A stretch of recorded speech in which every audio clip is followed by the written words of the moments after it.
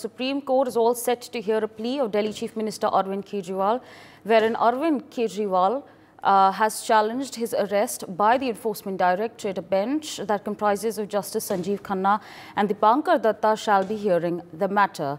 The hearing comes after Arvind Kejriwal had moved the top court, wherein he challenged a Delhi High Court judgment that had dismissed his plea and had also rejected the argument on political vendetta amid upcoming Lok Sabha polls.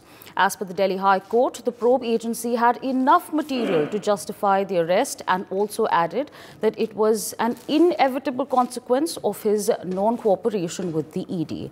It is important to note that the probe agency had summoned Arvind Kejriwal 9 times in the case, but he did not depose before it.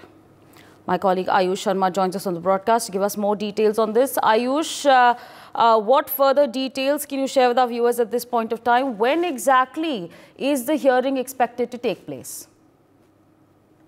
जी बिल्कुल, ये कयास लगाया जा रहा है कि आज अरविंद केजरीवाल की सुप्रीम कोर्ट में सुनवाई हो सकती है। और अगर सप्लीमेंट्री सीट की बात की जाए तो ये देखा गया था कि टॉप पर अरविंद केजरीवाल के इस मैटर को रखा गया है। तो 10:30 से 11 बजे का वो वक्त होगा जब 2 जस्टिस की बेंच इस मामले पर सुनवाई करेगी।